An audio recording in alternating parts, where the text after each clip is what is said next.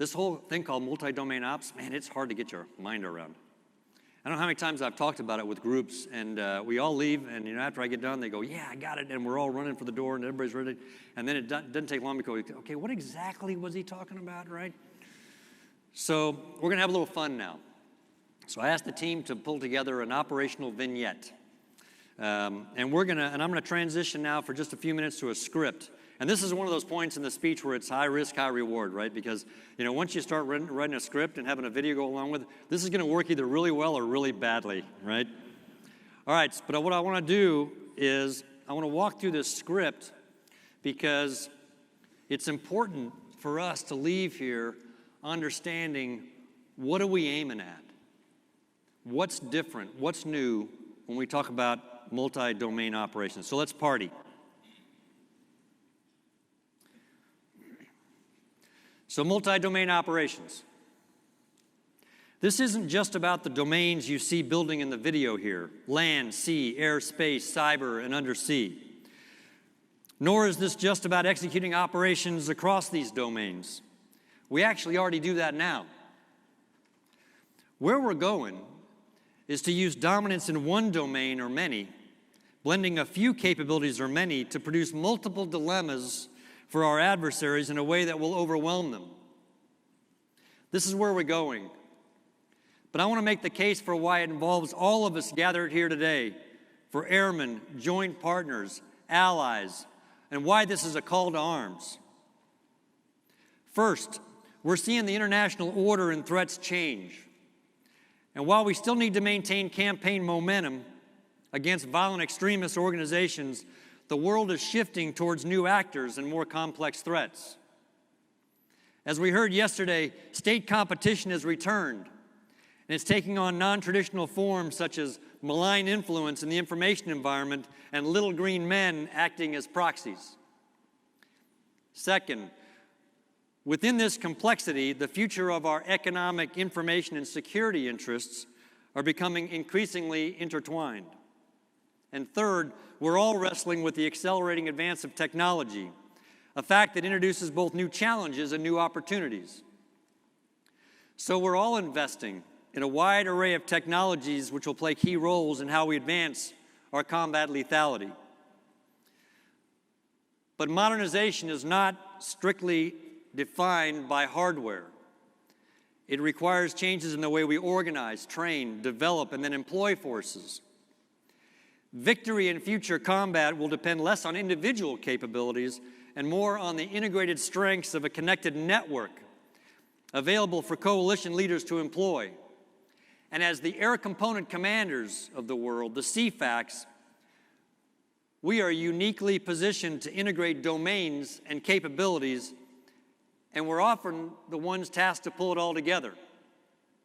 An integrated and collaborative approach is central to unleashing the potential of multi-domain operations.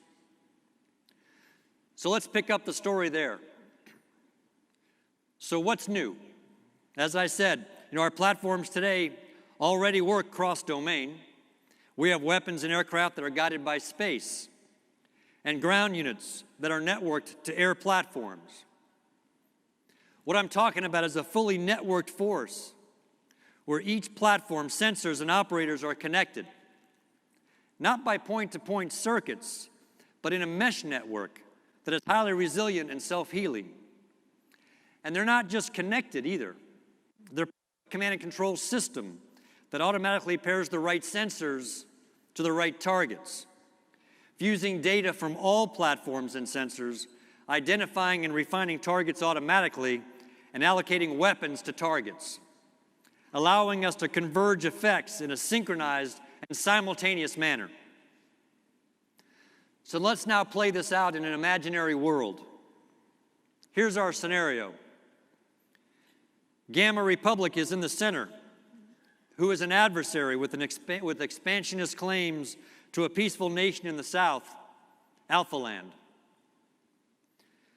Alpha Land is blessed with rich natural resources, a deep water port, both of which the Gamma Republic has long desired. In order to assert itself as a regional leader, the Gamma Republic has militarized an island offshore from which they can threaten maritime commerce. And they've also placed integrated air defense systems on the border of Alpha Land to challenge access.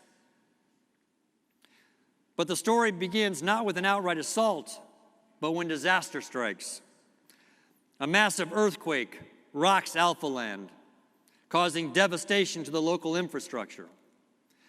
Local emergency services spring to action, but are overwhelmed by the amount of damage and need for assistance.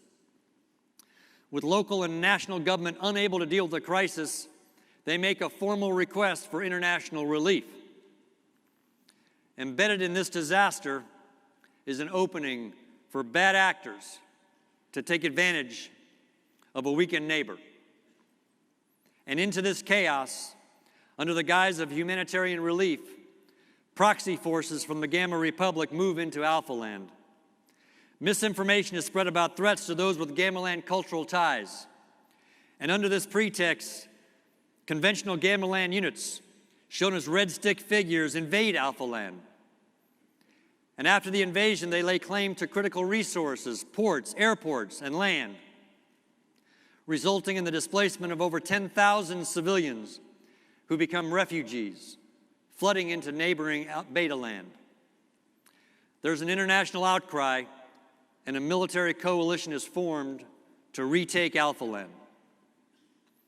So here's the first set of simultaneous military activity that you'll see. Multi-domain operations, designed and choreographed to overwhelm the adversary with multiple dilemmas.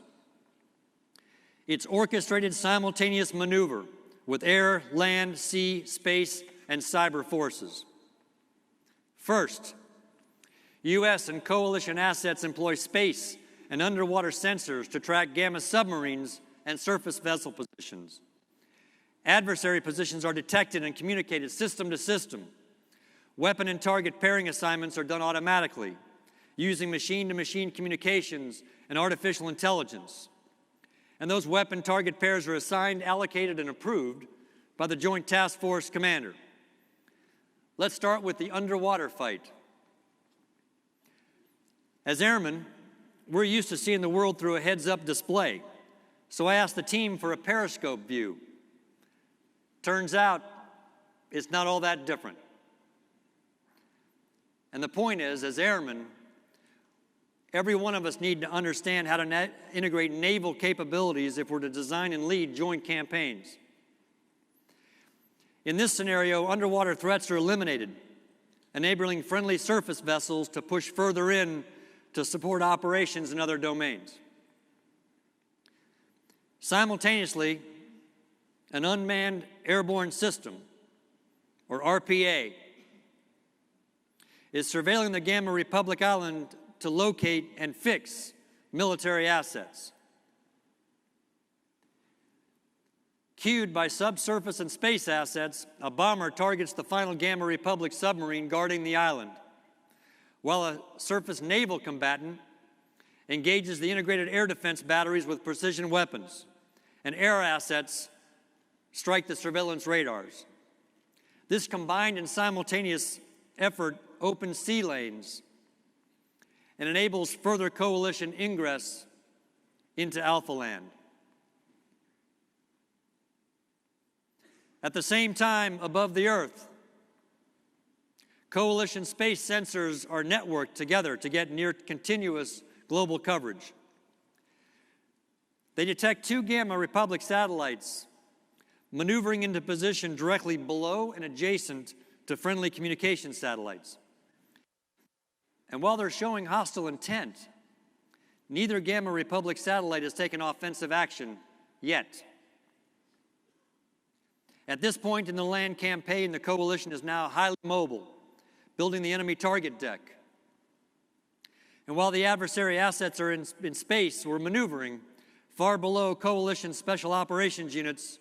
We're securing key terrain, enabling an amphibious assault to take over the port and recapture the airports.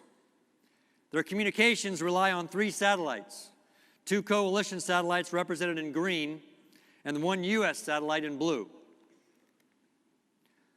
Suddenly, a U.S. satellite loses effective coverage, reducing the ability to communicate with forces in that area. Jamming is suspected but not certain. The fog and friction of war continues.